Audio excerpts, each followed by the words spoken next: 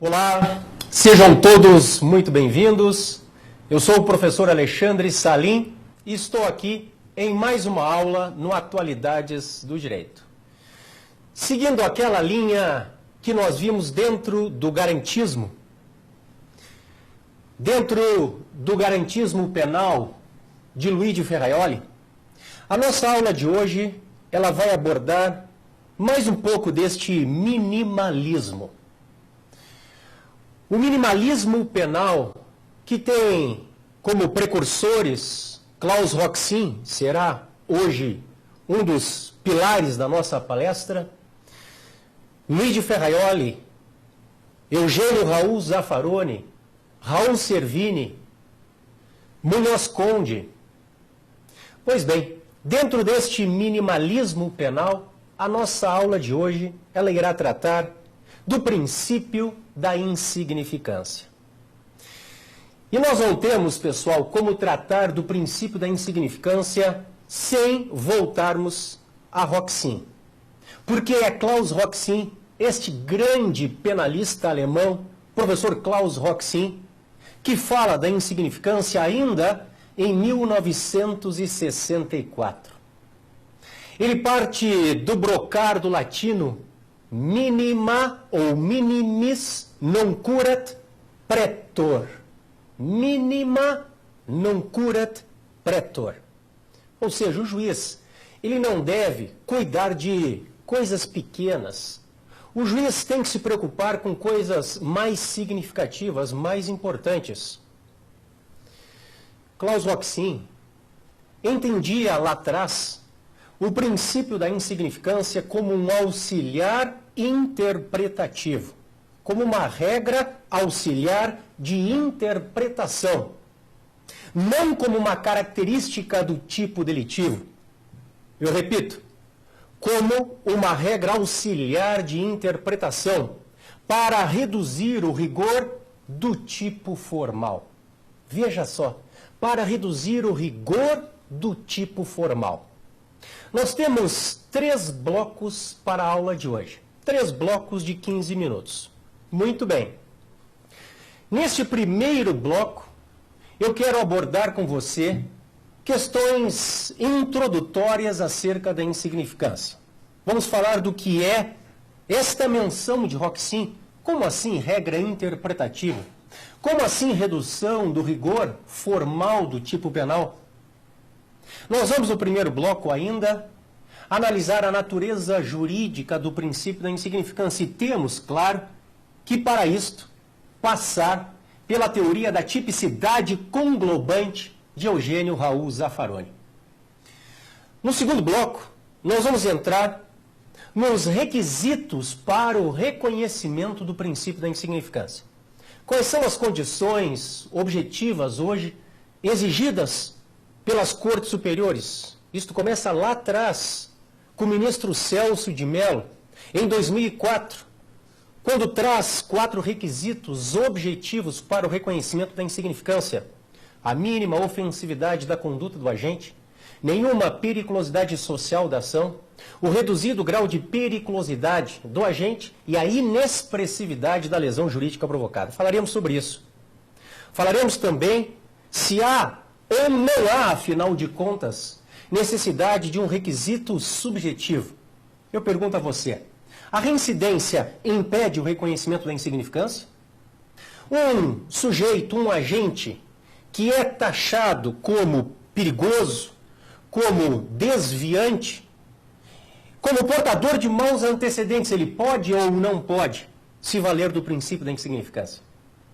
E nós vamos terminar a aula de hoje, no terceiro bloco, falando concretamente do princípio. Aplica ou não aplica? Como é que fica no tráfico de drogas? Como é que fica na posse de drogas para consumo? Aplica para funcionário público? Aplica para policial militar? E nos crimes eleitorais, cabe ou não cabe? Crimes contra a administração pública? Bom, veremos tudo isso lá no fim, no terceiro bloco. Neste nosso primeiro bloco, então, eu quero voltar a falar de Roxin. Então vamos por uma questão um pouquinho mais dogmática, mais introdutória, mas absolutamente necessária para a exata compreensão do princípio da insignificância. Eu começo dizendo a você que o princípio da insignificância, como regra, ele não está previsto na lei. Repito, o princípio da insignificância não possui previsão legal. Aí você pode me perguntar, mas professor Salim, existe alguma exceção? Existe sim. Existe exceção. Na verdade, existem duas exceções e ambas estão no Código Penal Militar. O Código Penal Militar, quando fala da lesão corporal, artigo 209, ele traz uma regra no parágrafo 6º, dizendo que se a lesão é levíssima, o juiz pode aplicar apenas a sanção disciplinar. E é o mesmo Código Penal que no Código Penal Militar, que no artigo 240, agora no parágrafo 1º, diz que se o furto é insignificante, fala-se ele em furto atenuado, é a expressão utilizada pelo legislador militar.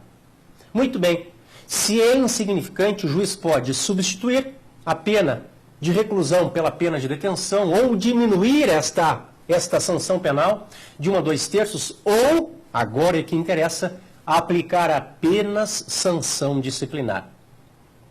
Aí eu lhe pergunto, atenção, o direito penal é a prima ratio ou é a última ratio?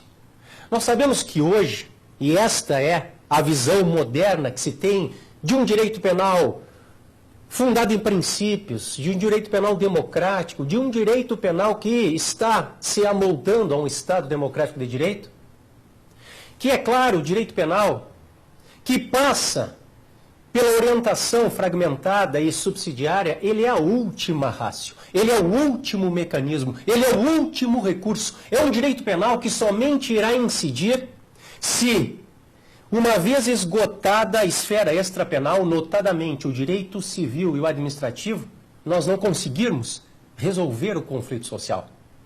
Então veja, se o conflito social puder ser solucionado com outros ramos do direito, você não vai utilizar o penal. Se o penal é a última ratio, e, portanto, o direito administrativo é a prima ratio, primeiro o administrativo não resolve, em segundo penal, em último penal. Muito bem. Olhe só o Código Penal Militar. Eu posso, no caso da lesão insignificante, artigo 209, parágrafo 6º CPM, eu posso, no caso do furto insignificante, artigo 240, parágrafo 1º CPM, não aplicar o penal, aplicar apenas a sanção disciplinar, apenas o direito administrativo.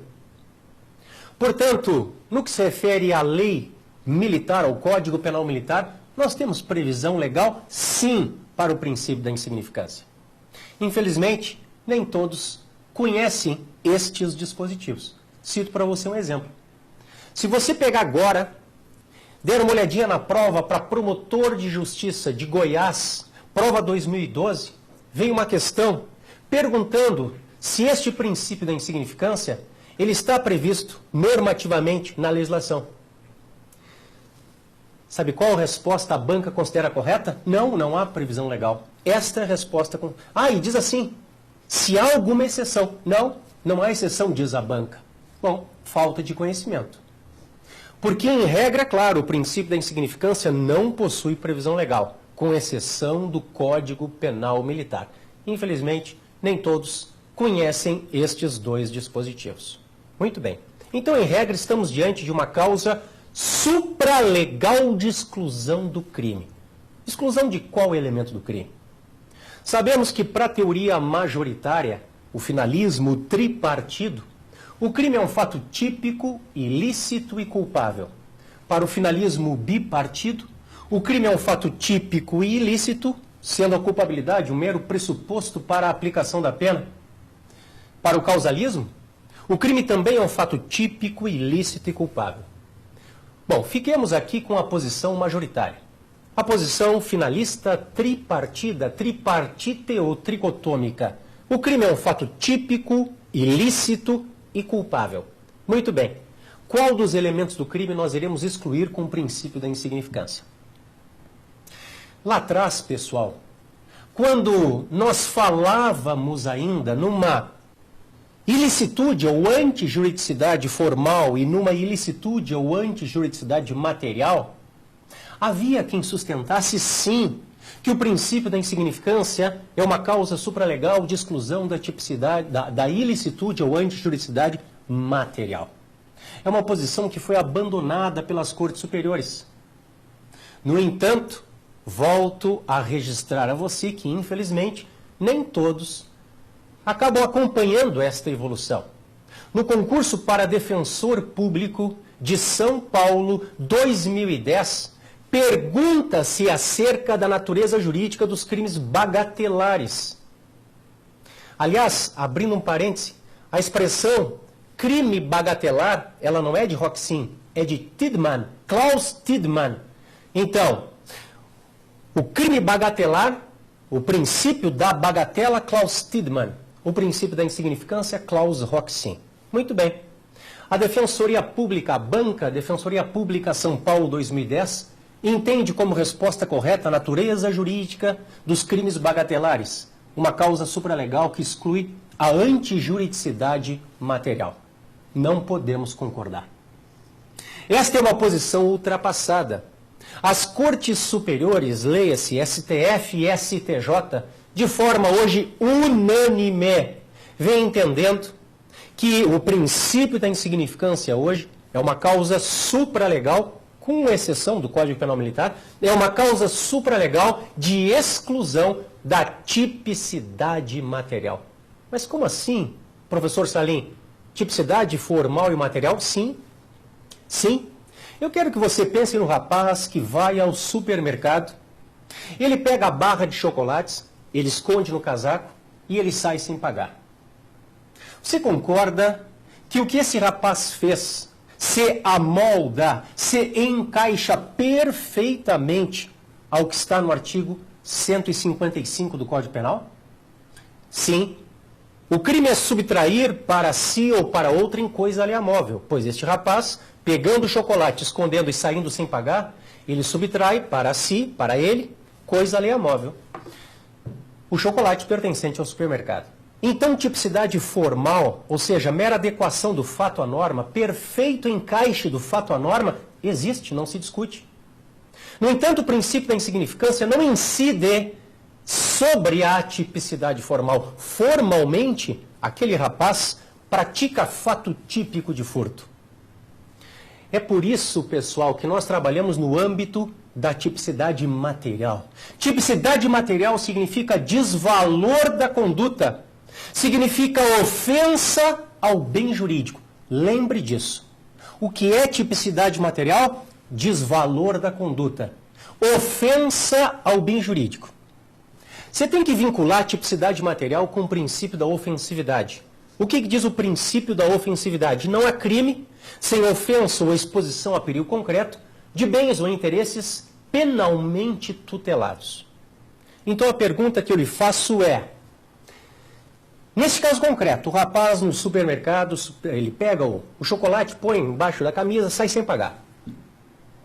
Qual é o bem tutelado? O patrimônio. Patrimônio de quem? Do supermercado. Muito bem. Aquela conduta ofendeu o bem jurídico tutelado, qual seja o patrimônio desta grande pessoa jurídica, de tal monta e com tal gravidade que justifique a intervenção do direito penal? O direito penal, o direito mais repressor, ele se justifica no caso concreto?